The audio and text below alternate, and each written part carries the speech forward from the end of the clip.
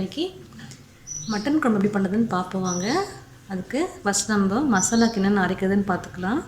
அதுக்கு நான் கொஞ்சமாக பட்டை எடுத்திருக்கேன், கொஞ்சமாக கிராம்பு எடுத்திருக்கேன், ஸ்டார் எடுத்திருக்கேன், இந்த ஃப்ளவர் செடி இது எடுத்திருக்கேன், ஏலக்காய் எடுத்திருக்கேன், கசகசா எடுத்துருக்கேன். எல்லாமே நம்ம வறுத்து லேசாக வறுத்து பிடிச்சிக்குவோம்.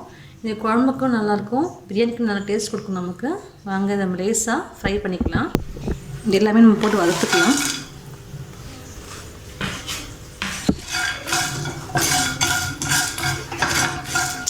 நம்ம இதை லேசாக வறுத்துட்டு பொடிச்சு வச்சுக்கலாம். நீங்கள் தண்ணி ஊற்றியும் அரைச்சிக்கலாம். நீங்கள் ஸ்டோர் பண்ணி வைக்க போகிறீங்கன்னா வறுத்து பொடிச்சு வச்சுக்கோங்க. எப்படின்னா நம்ம யூஸ் பண்ணிக்கலாம். ஏன்னா கொஞ்சமாக மிக்ஸில் அரைக்க முடியாது, நிறைய போட்டு அரைச்சி வச்சுட்டிங்கன்னா நம்ம தேவையானப்போ நம்ம எடுத்து யூஸ் பண்ணிக்கலாம். அதனால் நல்லா லேசாக வறுத்தாச்சு. இதை எடுத்து வச்சுடுவோம். இது கொஞ்சம் ஆறுனதுக்கப்புறம் நம்ம அரைச்சிக்கலாம். குழம்புக்கு வதக்கிறதுக்கு 3 வெங்காயம் எடுத்து வச்சுருக்கேன், 3 தக்காளி எடுத்துருக்கேன், கொஞ்சமாக சோம்பு போட்டுக்கலாம், இஞ்சி பூண்டு விட்டு வச்சுருக்கேன், கொஞ்சமாக கிராம்பும் பிரிஞ்சி இலையும் வச்சுருக்கேன். நம்ம இதை ஃபஸ்ட்டு வதக்கிப்போம். எண்ணெய் காஞ்சிடுச்சு. நம்ம கொஞ்சமாக சோம்பு போட்டுக்கலாம், தக்காளி வெங்காயமே நம்ம போட்டுக்கலாம்.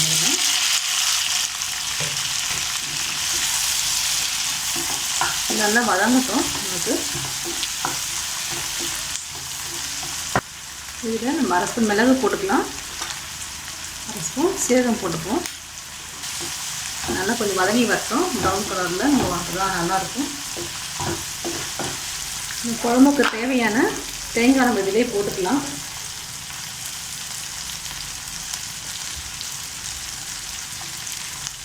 அதையும் நல்லா ஆக்கிக்கலாம். நம்ம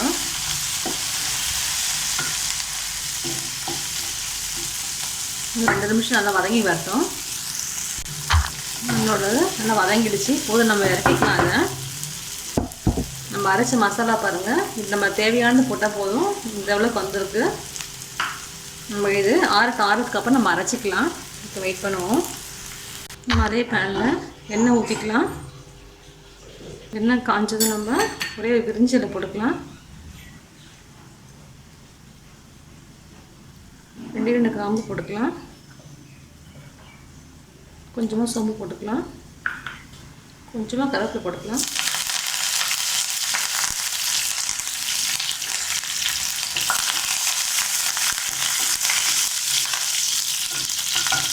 பொரியலுக்கு வெங்காயம் போட்டுக்கலாம்.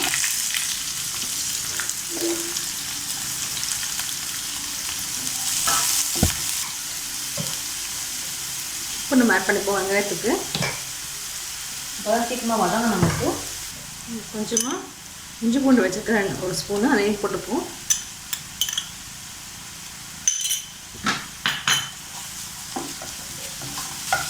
தக்காளியும் போட்டுப்போம். இதை வதங்கட்டும். 2 நிமிஷம் மூடி வச்சிடலாம், நல்லா வேகட்டும். அது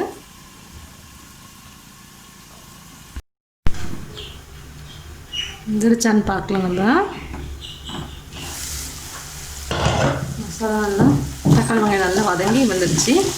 நம்ம மசாலா போட்டுக்கலாம்.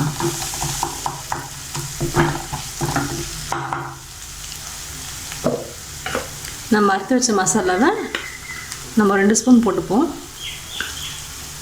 ஏன்னா நம்ம அதுக்கப்புறம் கரம் மசாலா சாப்பிட போகிறதில்ல, அது போய் நம்ம அரைச்சி வச்சுருக்கோம்.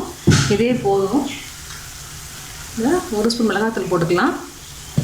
நீங்கள் காரத்துக்கெல்லாம் போட்டுக்கோங்க. ஏற்கனவே மிளகு போட்டிருக்கோம். நம்ம காரம் பத்தலைன்னா போட்டுக்கோங்க. எக்ஸ்ட்ரா மிளகுத்தூள் 1 ஸ்பூன் போட்டுக்கலாம். மஞ்சள்தூள் கொஞ்சம் போட்டுக்கலாம்.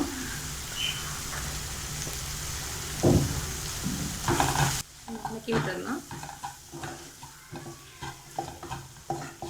இதோட நம்ம அரைச்சி வச்சுருக்க விழுதையும் ஆட் பண்ணிப்போம். தக்காளி வெங்காயம் வதக்கி அரைச்சோல்லையா, தேங்காயோட நம்ம ஆட் பண்ணிக்கலாம்.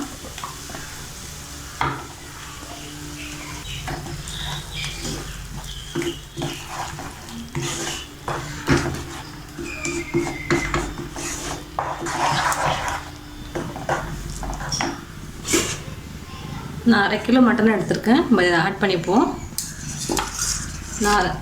நான் உப்பு போட்டு வேக வச்சுருக்கேன் மட்டனை. இதில் நம்ம ஆட் பண்ணிக்கலாம்.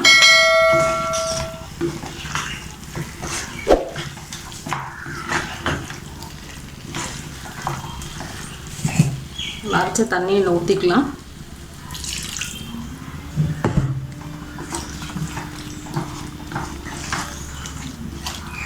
மேலே மிளகு போட்டிருக்கோம்.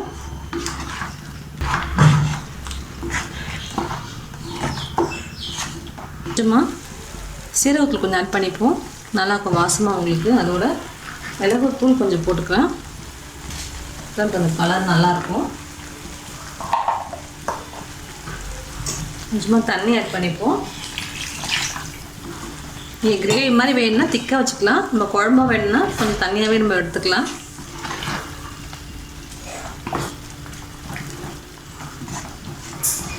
மசாலாலாம் உள்ளே இறங்கட்டும், நம்ம 10 நிமிஷம் அப்படியே வேகட்டும்.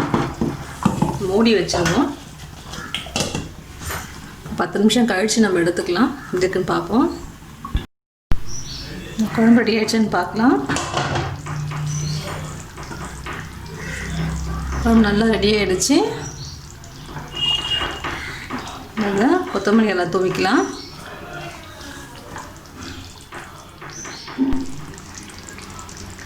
நீங்கள் இந்த மாதிரி மசாலா அரைச்சி செஞ்சு பாருங்கள், நல்லா டேஸ்ட்டாக இருக்கும் மட்டன் குழம்பு.